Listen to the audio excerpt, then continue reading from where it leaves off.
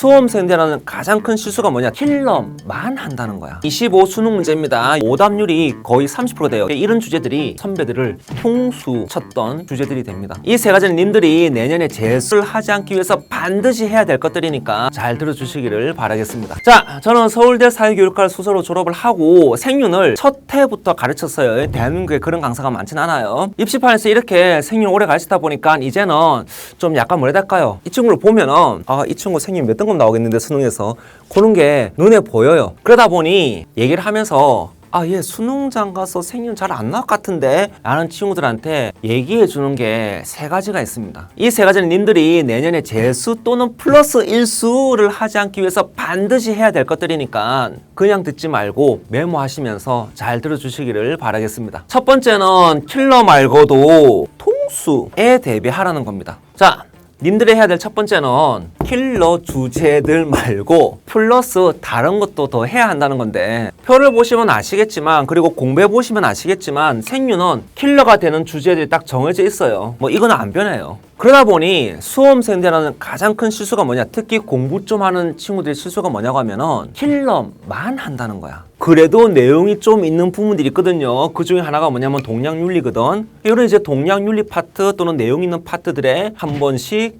터진다는 겁니다. 그럼 언제 터지느냐? 주로 난이도 높을 시즌 25 수능 때 동량의 주공간, 그 다음에 동량윤리, 여기 두 개가 터졌고요. 그 다음에 23 수능이 1컷 45점 어려웠습니다. 23 수능 1컷 45, 25 수능 1컷 41, 나머지는 뭐 50 아니면 48 나왔거든. 23 수능 때 이제 동량윤리가 전체에서 1등 했어요. 오답률 1등 한번 터졌죠. 그때는 주공간은 안 터졌습니다. 왜냐면 주공간은 서양의 주공간이 나왔거든. 그래서 안 터졌어. 이번에는 동량윤리 앤드 동량의 주공간이 딱 나오면서 5점이 퐁하니 날아가 버렸죠. 이렇게 생윤의 역사를 보면은 더 넓게 보자면 윤리죠. 윤리의 역사를 보면은 킬러 문제뿐만 아니라 여러분 선배들이 방심하기 쉬운 통수 주제들이 있어요. 이 내가 방심했던 이 통수 주제가 툭 튀어나오면서 그것도 하필 난이도 좀 있게끔 툭 튀어나오면서 수험장에서 수능장에서 나의 뒤통수를 갖다가 얼얼하게 만들어 버리는 거죠.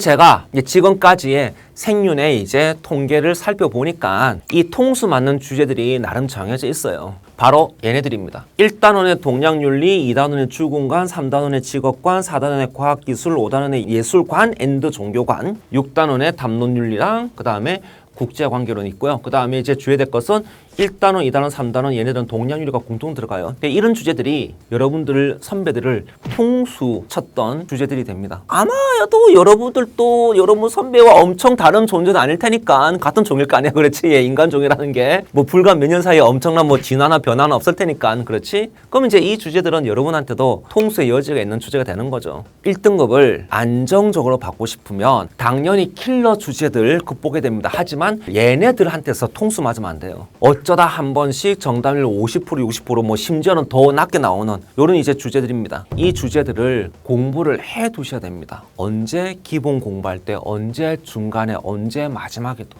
공부 좀 하시면은 얘네들 성적이 올라갈 거예요. 요 주제들이 어렵진 않거든. 그래서 방심하기 쉬워요. 절대로 방심하지 마세요. 자, 두 번째 하라고 하는 건 푸근데 이건 뭐냐면 여러분이 싫어하는 겁니다. 필기. 자, 잠깐 25 수능 문제입니다. 이 문제를 볼게요. 여기 이제 선지 1번까지만 제가 잘랐는데 요 선지 1번이 처음 나왔어요. 이제 루스 응보론. 그래서 오답률이 거의 30% 돼요. EBS가 27%, 메가가 28% 이렇게 나오더라고요. 그 선지 1번이 처음 나왔거든요. 그러니까는 이제 수험생들이죠. 여러분 선배들이 루스 응보론 처음 보는데 엥? 하고는 이제 날려버린 거지. 틀려버린 거지. 그런데 제가 보기에 아닐 수도 있긴 하지만 노트 필기 소홀히 했던 것이 아닐까라는 의심을 일단 저는 해봐요. 왜냐하면 저는 제가 강의를 했어요. 게다가 심지어 제 자료 교재도 그냥 그대로 적혀 있어요. 이거는 제 현강 수강생의 이제 필기 내용입니다. 거기 보면은 루소 응보론 딱 필기되어 있지 않습니까? 그래서 만약 여러분이 이렇게 공부를 하시고 강의를 듣고 필기를 하시고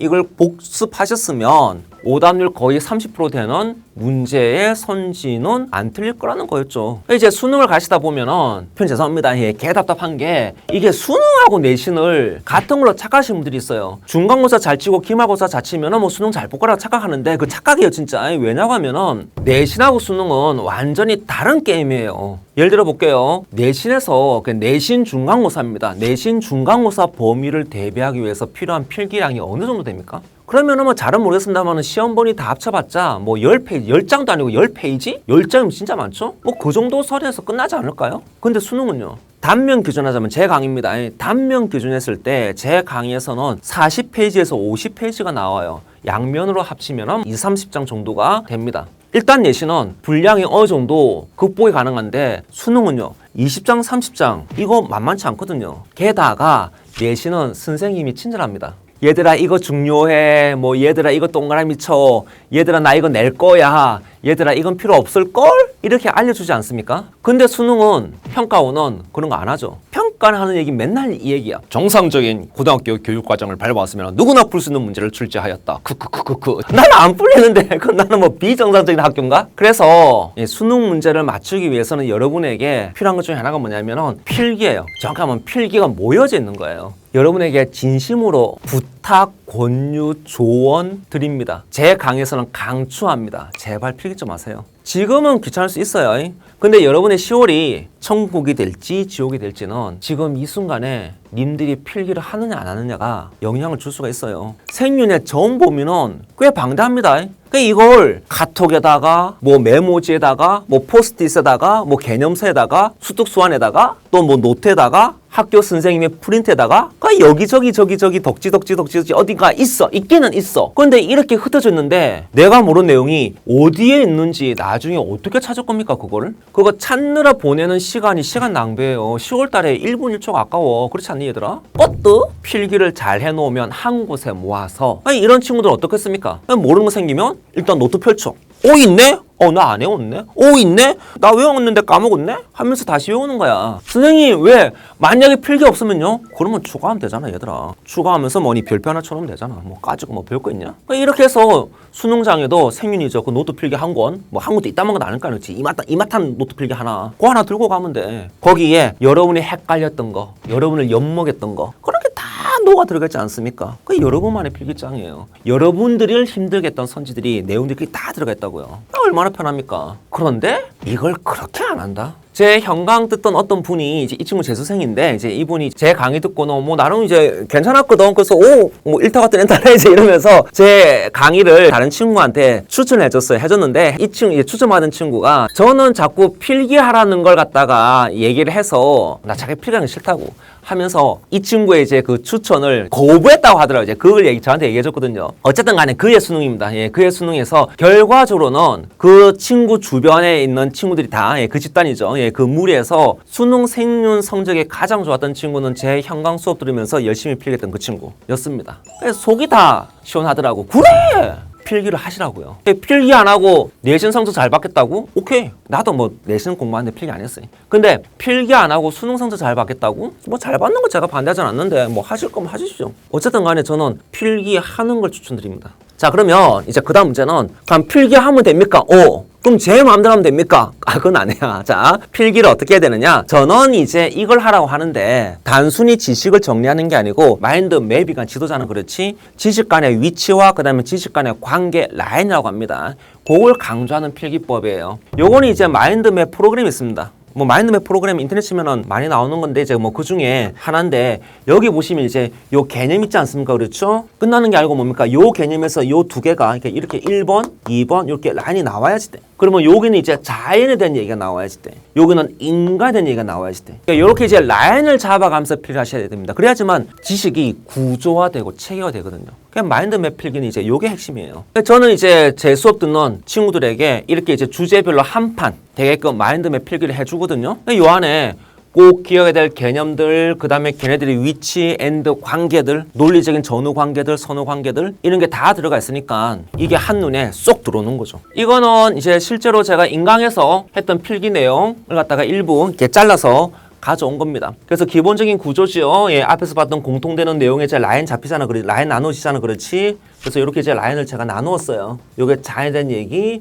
요게 인간에 대한 얘기. 그리고 그냥 막 필기하는 게 아니고 그 필기도 라인을 잡고 반드시 외워야 될 지식, 그럼 요 지식 가지고 응용할 수 있는 거 굳이 외울 필요 없다고 했죠? 그리고 뭐니? 좀 기타 등등 이렇게 이제 역할을 구분해가지고 필기를 해드립니다. 그러면 제 강의 듣는 친구들은 그냥 따로 본인의 머리 굴릴 필요가 없어. 그냥 본인의 내피스 들어가면 안 된다고 했잖아. 이렇게 제가 정리해주는 거 그냥 그대로 카피하시면 돼요. 실제 수강생의 노트 필기 가지고 확인해 보겠습니다. 자, 일단 마인드맵은 라인이 중요합니다. 이렇게 라인이 나눠지죠? 그러면 이 라인이 나눠지게 했는데 그럼 어쨌든 간에 이 친구랑 이 친구의 요 라인은 여기서 만나잖아. 그럼 이게 뭘까? 이게 큰 개념이에요. 대개념. 계약론, 사회계약론, 생활윤리 그리고 윤리와 사상에서는 엄청 중요한 대개념이고 엄청난 이론이고 중요한 이론이죠. 그러니까 이 개념에 사상가들의 입장 갖다 붙이세요. 계약론적 입장에서 루소는 상에 찬성합니다. 계약론적 입장에서 베카리아는 상에 반대합니다. 그래서 라인이 나눠지는 거라. 그러니까 여기까지 외웠으면 이제 요 뒷부분입니다. 엄청 내용이 많은 것 같지만 머리 굴림이 가능하다고요. 자, 내가 계약을 했는데 위반을 했어. 그럼 내가 잘못한 거 아니야? 그럼 그거에 대한 대가 치르는 건 당연한 거지 않겠냐? 그러면 계약을 위반했다가 뭐가 되겠습니까? 범죄행위. 그럼 내가 범죄 저질렀어. 대가를 치러야지. 그게 뭐겠습니까? 벌 받는 거지, 처벌. 그래서 범죄에 대한 대가, 처벌 받습니다. 그럼 그게 이제 응보론 개념이 들어가는 거거든. 됐잖아요. 그러니까 이렇게 해서 루소의 응보론 개념이 해결이 되어집니다. 라인이 이제 이렇게 내려오면 그만인 거죠. 이런 식으로 이제 수업을 듣고 한 장으로 필기하는 습관이 배이면 생유 1등급이 어려운 게 아닙니다. 여러분이 해야 될 세 번째는 백지복습입니다. 강의를 듣고 나면 킬러 주제들, 그 다음에 지식이 강한 주제들이 있습니다. 이 주제들은 2, 3일 안에 일단 무조건 백지복습을 한번 해보셔야 됩니다. 자, 그럼 이제 이 백지복습이 뭐 하냐는 거지. 간단히 설명하자면 아무것도 없는 그 흰조개 연습장. 여러분 머릿속에 있는 거, 여러분이 배운 것을 그냥 그대로 써보는 거예요. 예를 한번 들어볼게요. 루소의 응보론이 이번에 처음 나왔다고 했죠. 2025학년도 수능에서 처음 나왔습니다. 자, 이 개념을 님들은 어떻게 주로 공부하십니까? 어떻게 복습하십니까? 보통은 이렇게 할 거예요. 개념 설명 듣고 고개 한번 끄덕여주고 개념사 같은 데 표시되어 있으면은 한번 또 동그라미 한번 쳐주고 그리고 교재에 있는 문제, 객관식 문제 되겠죠? 문제 풀어보고 뭐 대본도 맞추겠죠? 그럼 아 이해했네 하고 넘어가겠지. 근데 이게 진짜 이해한 거 진짜 외운 게 맞냐고. 잔인한 진실을 말씀드리면 객관식 문제는 허술해요. 무슨 말이냐? 여러분이 50%의 지식만 가지고도 객관식 문제는 70점, 80점, 90점, 심지어 쉽게 나오면 100점도 맞출 수 있어요. 100점 맞아요. 그렇지 않습니까? 게다가 여러분이 복습이라고 하는 것들은 주로 뭡니까? 방금 본 내용을 가지고 방금 문제를 푸니까 진짜 따끈따끈한 문제 풀지 않습니까? 대부분 다 맞추겠죠. 그래서 이런 일들이 종종 생겨요. 수특이나 개념에서 공부할 때 뒤에 문제 같은 거 이제 풀면 다 맞추거든. 우리 집에서 좋아하는 거라. 오, 난 됐어. 하고는 모의고사 봤는데 3등급 나와, 4등급 나와. 방금 개념 보고 허접한 문제 풀었어. 다 맞추겠죠. 뭐 당연히 방금 개념 보고 허접한 객관식 문제 풀면은 뭐 당연히 성적 잘 나오지 않겠습니까? 근데 여러분 이거 아셔야 돼요. 그냥 교재 문제, 특히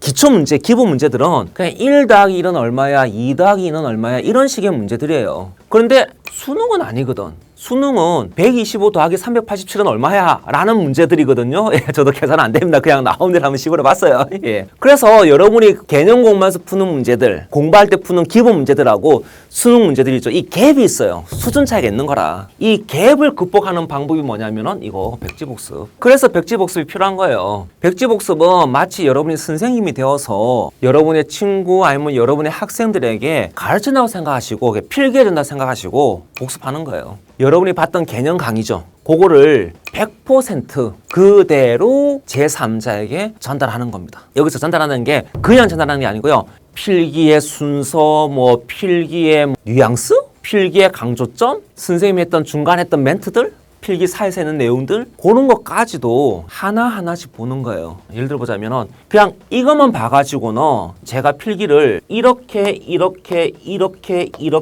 드리는 것처럼 보이겠지만 아니라니까요. 지금 이 필기는요. 이렇게 해서 먼저 나누어지고 그 다음에 이거를 한 거고요. 그리고 이걸 요것과 요걸 바탕으로 이제 이것들을 생각을 해낸 거예요. 이것도 마찬가지고. 그리고 그 전에 제가 분명히 이 얘기를 해드릴 겁니다. 이쪽 파트는 개념에 해당하는 사상가와 그 사상가의 사형에 대한 입장 통으로 외워라. 그래서 개념과 사상가와 사상에 대한 입장 이렇게 나름 요게 이유가 있어가지고 이렇게 필기를 한 거예요. 이러한 부분들을 백지복습할 때 그대로 카피하는 거.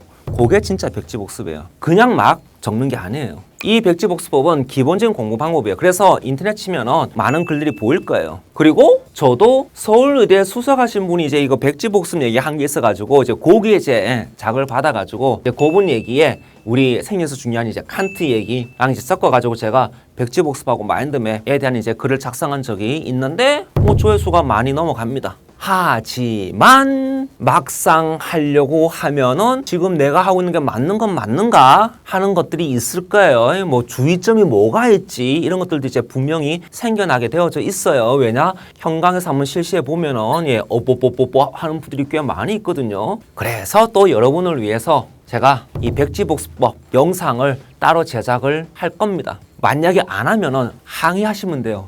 유튜브 뭐 본사에다가 거짓된 정보 남발 이래가지고 신고하시면 돼요. 저는 분명히 이거 만들어서 올릴 거예요. 여기서는 개념서에 밑줄 좀 긋고 뭐 형광펜 치고 뒤에 문제 풀고 하는 걸로 그게 복습이다 라는 착각을 하면 안 된다 라는 정도로만 확인하고 넘어갑시다. 자, 이번 영상은 여기까지입니다. 제가 알려드린 거 3가지가 있습니다. 뭐가 있습니까? 제발 킬러만 하지 말고 통수도 같이 해라. 킬러의 한 7, 80% 신경 쓸 거면은 한 20, 30%는 여기도 할인을 해주셔야 됩니다. 킬러에만 신경 쓰면 안 됩니다. 두 번째, 필기 좀 하자. 한 곳에 모으자. 그래야지만 여러분의 10월 달이 편해지고요. 여러분의 수능이 편해집니다. 그리고 세 번째, 제발 백지복습을 좀 해줘. 처음부터 끝까지 백지복습할 필요는 없어 얘들아. 하지만 적어도 킬러 주제나 통수 주제, 지식이 강한 주제들, 내가 잘 모르는 것들, 이 나오는 주제들은 백지복습을 해주시면 분명히 효과가 있습니다. 당장 하려고 하면 힘들긴 해요. 특히 백지복습법은 만만치 않거든요. 제가 가르친 제자들도